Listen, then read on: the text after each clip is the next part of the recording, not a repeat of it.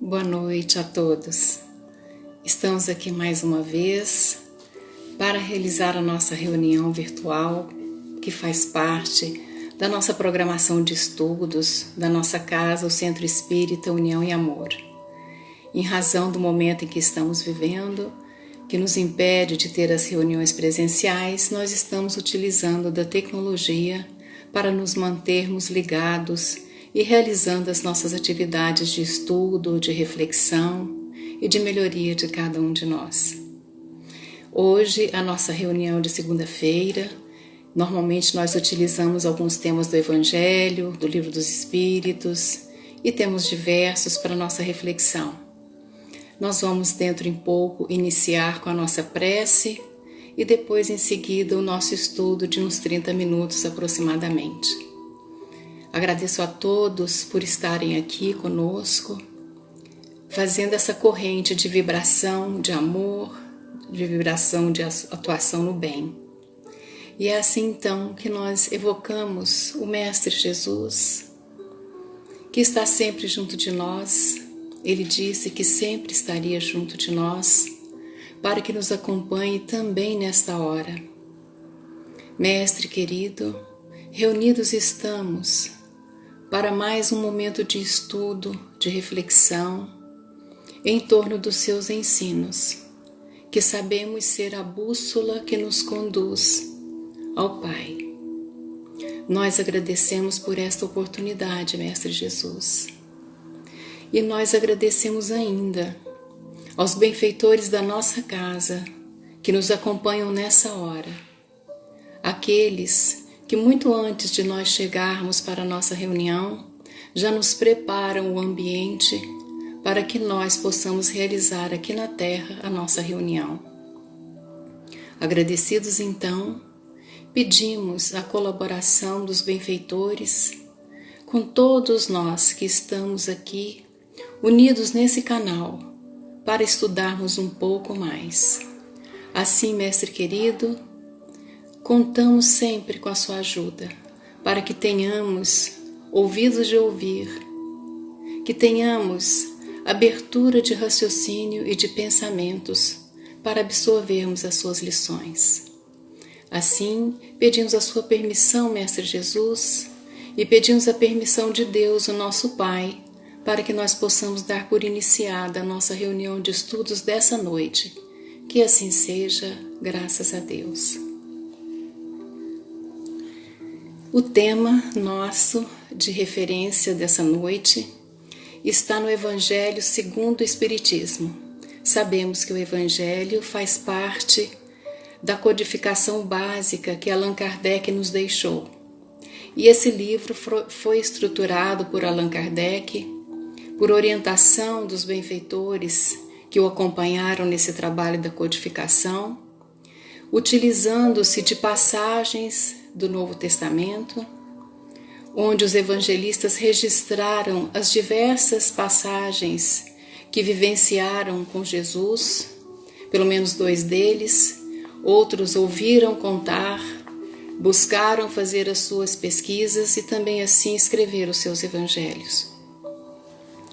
Então Allan Kardec organizou o Evangelho segundo o Espiritismo, colocando no início de cada capítulo passagens do Evangelho, das passagens de Jesus. E nessa estrutura, Allan Kardec, por orientação também dos benfeitores, elucida para nós, à luz do Espiritismo, o que são aquelas passagens, muitas vezes parábolas, que Jesus nos deixou. Allan Kardec então traz do seu conhecimento, do conhecimento dos espíritos benfeitores que o ajudaram, a elucidação do Evangelho, nos trazendo então os conteúdos das passagens de Jesus. Em seguida, em cada capítulo, Allan Kardec colocou o que se tem com o nome de Instrução dos Espíritos. Ali foram colocadas várias mensagens de vários espíritos, alguns reconhecidos da última encarnação que tiveram, e essas mensagens elucidam ainda mais os temas que são tratados em cada capítulo. Hoje nós vamos utilizar o capítulo 18, muitos os chamados, poucos os escolhidos. E nesse capítulo, que tem 16 itens, nós vamos utilizar o último item, que tem por título "É pelas obras que se reconhece o cristão". E nessa mensagem, que é dada por um espírito que se identificou como Simeão, na cidade de Bordeaux, no ano de 1863. Então Simeão começa nos dizendo da passagem que Jesus disse: não é porque alguém me diz Senhor, Senhor, que entrará no reino dos céus. É preciso mais do que a fala, é preciso mais do que a expressão verbal e exterior de religiosidade, de mostrar que se conhece, que sabe-se do conteúdo dos evangelhos. É preciso mais do que isso. Então Jesus disse: aquele que faz a vontade do meu Pai entra no reino dos céus, e não aquele que apenas diz Senhor, Senhor. Com isso, nós refletimos sobre os seguintes aspectos.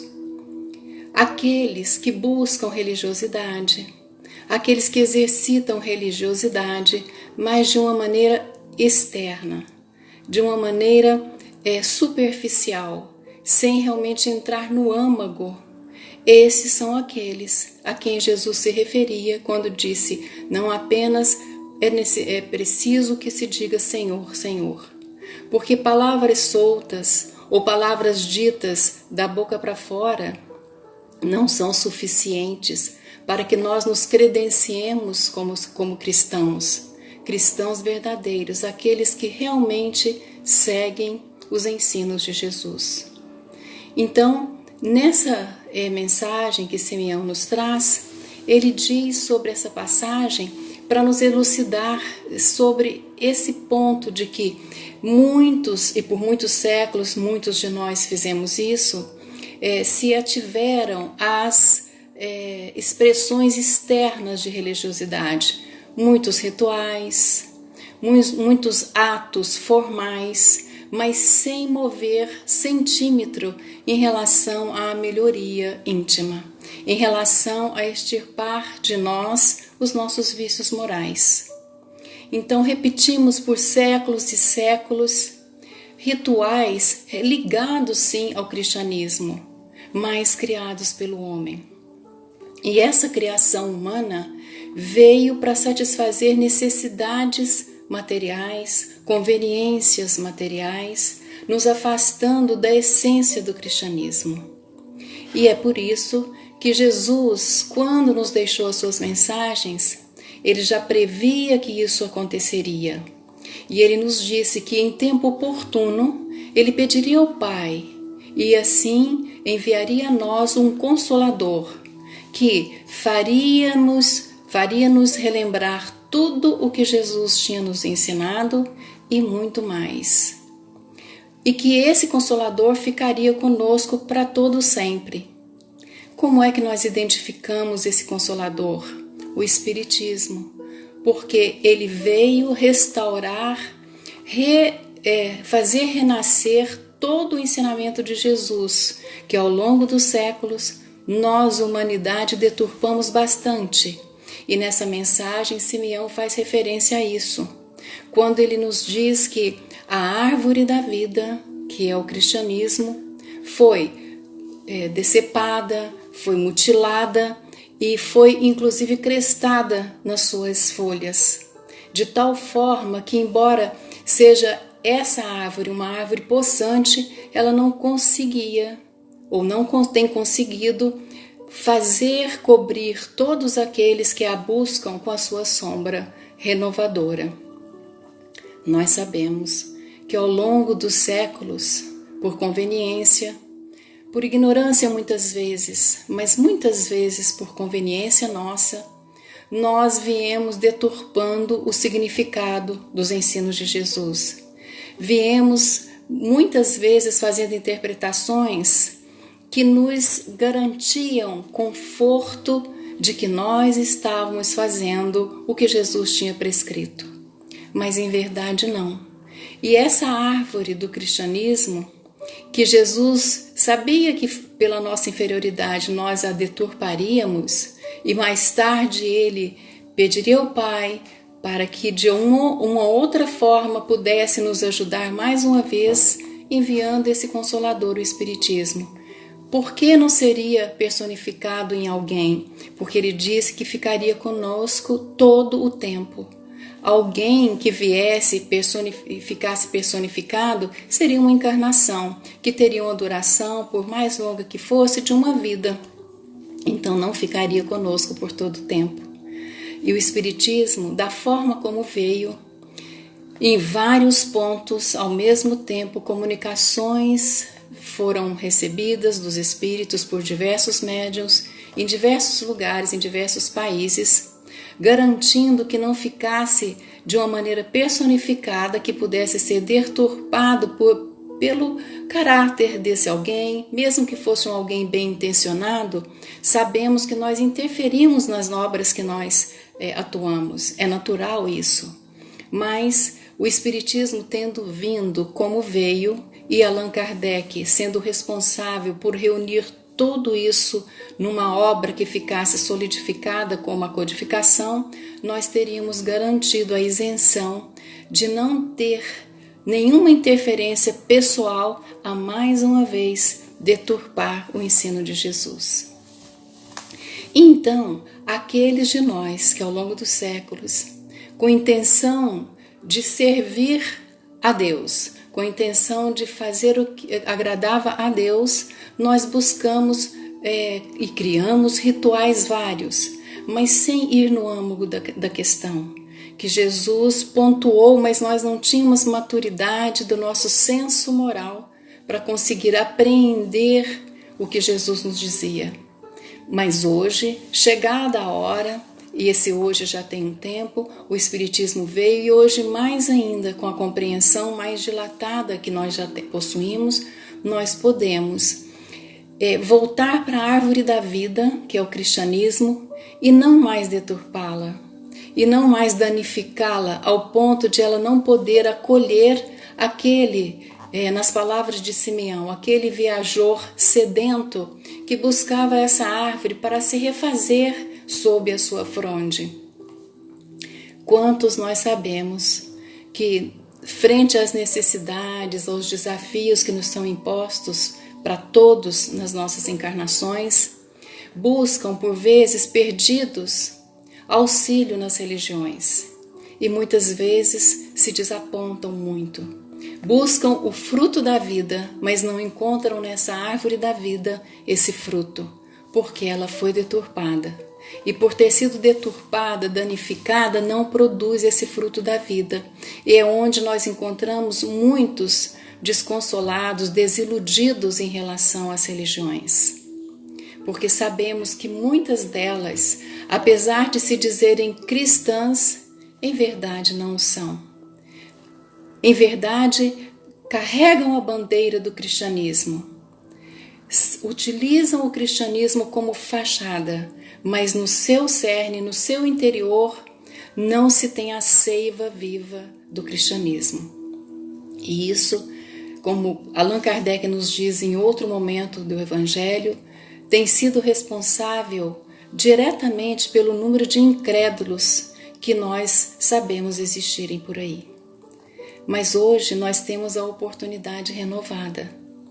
E estamos, em particular agora, a humanidade passando por um período em que fomos todos colocados ao mesmo tempo para reflexão, para nós fazermos uma autoanálise. O que é que nós estamos fazendo da oportunidade de vida? O que é que nós estamos fazendo desse momento aqui nesse planeta? Ainda que não se tenha consciência de que nós viemos aqui e vamos voltar aqui muitas vezes. Muitos não têm como um conceito introjetado a reencarnação, mas sabem que tem uma vida. Muitos são espiritualistas, acreditando que existe algo além aqui dessa vida, mas não são espíritas. Ou seja, entendem que estamos aqui, que existe um Criador, que algo depois daqui existe, mas não considerando mais do que isso e dada a demanda, os apelos da vida material, nós, humanidade, estávamos num curso muito equivocado, muito voltado para as questões materiais, sem tempo, como muitos de nós já disse antes, sem tempo para a família, sem tempo para estudar, sem tempo para vivenciar com os amigos e para conversar com os amigos assuntos mais profundos. Ou se nós tínhamos um tempo para estar com a família e com os amigos, não aprofundávamos as nossas relações.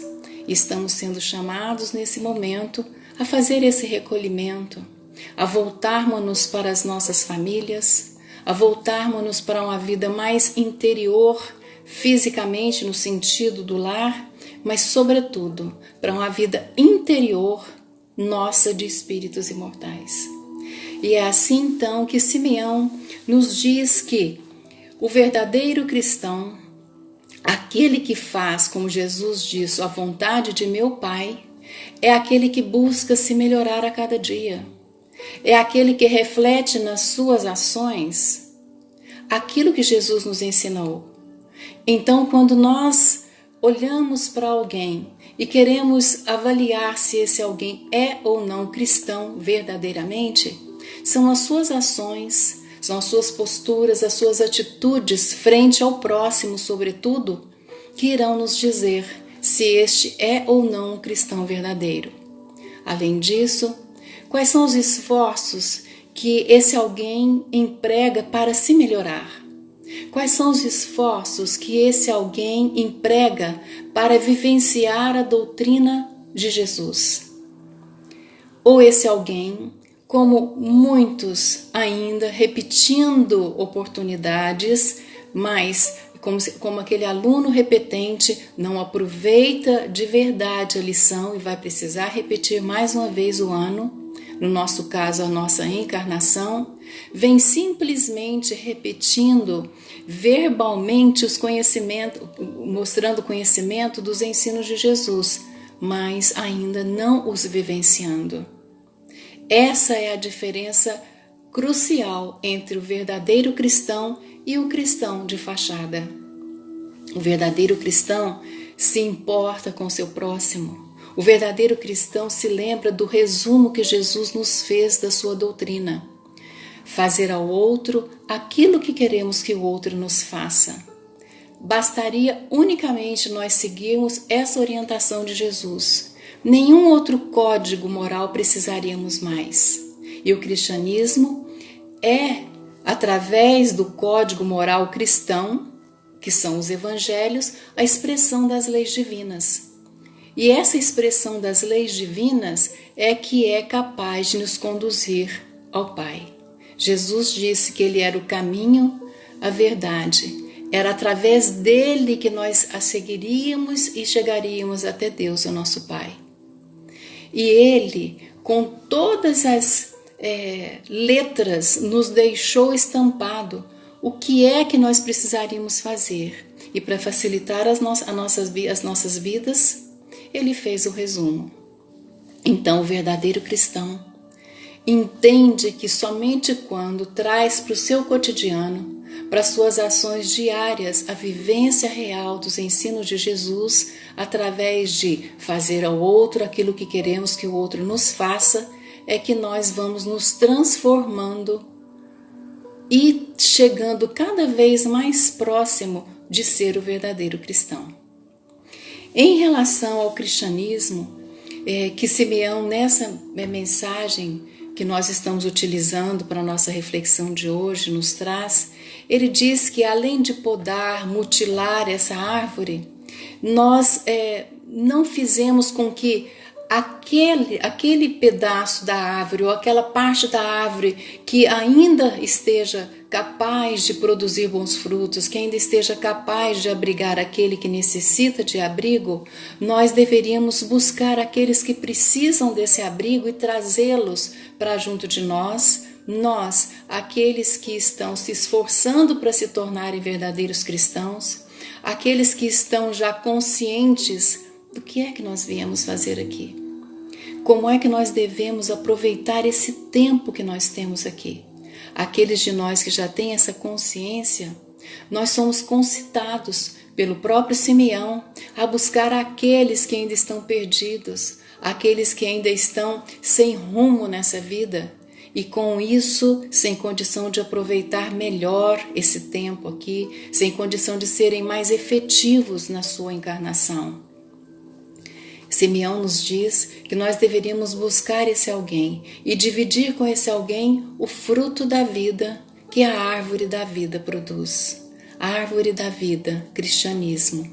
Fruto da vida, tudo que o cristianismo nos proporciona para que nós possamos entender quem somos, o que é que nós estamos fazendo aqui, para onde vamos. E é entendendo tudo isso que nós, de maneira consciente, tornamos efetiva a nossa encarnação, aproveitando as oportunidades que nos são colocadas diuturnamente para que nós possamos avançar.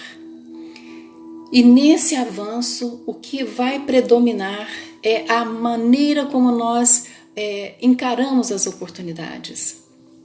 Emmanuel, no livro que está aqui, um dos indicados que fazem parte de um estudo mais ampliado em relação a essa mensagem de Simeão, nos diz, no livro que a gente já usou várias vezes para conversar aqui, o livro da Esperança, Emmanuel nos diz, por exemplo, que alguns de nós que se dizem cristãos, muitas vezes se desculpam que não têm tempo para agir como um cristão,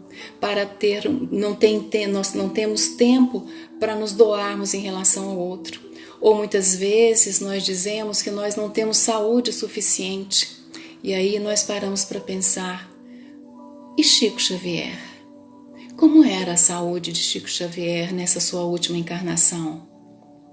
Debilitada. E isso o impediu de trabalhar muito, de todas as formas, física e mentalmente? Não. Irmã Dulce. Como era a saúde de Irmã Dulce na sua última encarnação? Um corpinho franzino, um problema de pulmão grave que a fazia dormir sentada, ela não conseguia dormir deitada. Isso a impediu de fazer o trabalho maravilhoso que ela fez em prol dos necessitados? Outras vezes, alguns de nós dizemos, não tenho dinheiro suficiente para ajudar o próximo, para ser mais cristã. Pensemos mais uma vez, Chico Xavier tinha recursos materiais grandes nas suas mãos? Não. Mas do seu labor, todos os livros psicografados por ele, todas as vendas que foram feitas desses livros, todas as receitas que daí advieram, foram empregadas para ajudar o próximo. Madre Teresa de Calcutá, quem já teve a oportunidade de estudar um pouco sobre a sua vida, ou ver o filme da vida dela, sabe como é que ela começou. Qual o recurso que Madre Teresa tinha? Ela começou com nada. A partir do conhecimento que as pessoas foram tendo do trabalho dela, aí sim os recursos começaram a chegar.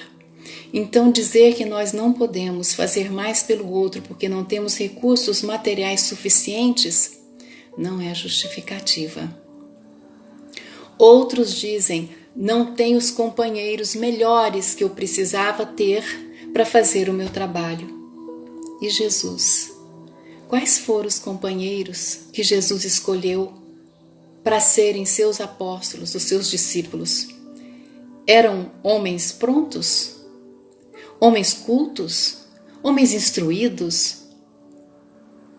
Jesus escolheu para nos mostrar que cada um de nós pode se melhorar e pode melhorar aquele que está perto de nós. Assim, por exemplo, dentro das nossas famílias, Assim, por exemplo, os nossos colegas de trabalho. Assim, por exemplo, aqueles que nos servem de alguma forma, aqueles que nos ajudam dentro do nosso lar, faxineiras, serventes, ajudantes, aqueles com quem nós temos que passar várias horas da nossa encarnação dentro dos nossos trabalhos, aqueles com os quais nós convivemos na nossa família. Esses são os companheiros que muitas vezes nós pensamos, não era esse companheiro que eu gostaria de ter, com essa característica, com esse perfil, com essa incapacidade. Mas Jesus nos mostrou que Ele, com seu amor, moldou a todos. Ele fez com que pescador simples, como Simão Pedro, se tornasse aquele que veio a ser um dos maiores propagadores da doutrina de Cristo. Embora até muito próximo da partida de Cristo, ele, Simão Pedro, na sua ainda inferioridade moral, negou Cristo. Mas foi o momento de despertamento dele e Jesus sabia disso. Então nós aqui temos que identificar as oportunidades que estão colocadas para nós. Aliás, que nós as escolhemos antes de virmos para cá. Nós escolhemos com quem estaríamos, como estaríamos e o que faríamos. Então, façamos. Não percamos as oportunidades que estão aqui hoje nos sendo colocadas, porque embora saibamos que na sua misericórdia infinita para conosco, Deus, o nosso Pai, sempre nos renova as oportunidades. Mas aquela oportunidade que eu tenho hoje e que eu perco, jamais estará de novo à minha frente, porque tudo passa, porque tudo se transforma, porque tudo se transmuta. E é essa oportunidade de hoje aquela a melhor que eu preciso para esse meu momento evolutivo, aquela que melhor se adequa à minha necessidade evolutiva. Nós precisamos de nos lembrarmos disso mais vezes, porque quando nós esquecemos disso, nós perdemos seguramente as oportunidades que nós buscamos, que nós pedimos e que muitas vezes nós imploramos para ter. E hoje temos as oportunidades e muitas vezes o envoltório físico que sabíamos que precisávamos envergar aqui na Terra faz com que nós esqueçamos os nossos propósitos nessa encarnação e por vezes percamos as oportunidades. Simeão, que nos traz essa mensagem de que é pelas obras que se reconhece o cristão, nos diz que nós devemos, hoje, não ser os maus jardineiros que nós fomos para a árvore da vida até aqui. Que nós devemos nos tornar bons jardineiros para essa árvore. Como seria ser um bom jardineiro para a árvore da vida? Em primeiro lugar, abrindo-nos de verdade para não só conhecer materialmente, literalmente, essa árvore da vida, através do seu código de moral cristã, que são os evangelhos. Não o conhecimento pelo conhecimento, mas o conhecimento que nos transforma. Sabemos que o conhecimento que nos transforma é sabedoria. Que nós possamos então buscar não apenas conhecer, mas utilizar esse conhecimento para nos transmutar, para nos tornarmos melhores. E assim seremos bons jardineiros para essa árvore, porque cada um de nós, agindo segundo os mandamentos de Deus, o nosso Pai, as leis divinas, nós estaremos fazendo crescer a árvore do cristianismo. E fazendo crescer essa árvore do cristianismo, mais e mais virão se abrigar sob essa árvore. E é assim então que nós vamos dizer que temos saúde sim para ajudar o outro, que nós temos recursos sim, se não são os volumes de recursos que nós gostaríamos de ter, é com aquele que está nas nossas mãos hoje que nós vamos agir. E sobretudo o nosso tempo.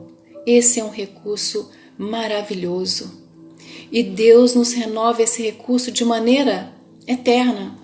Somos espíritos imortais, porque fomos criados um dia, mas à nossa frente existe a eternidade. Não vamos por isso desperdiçar o nosso tempo, mas vamos agir sabendo que temos tempo para realizar tudo que precisamos realizar.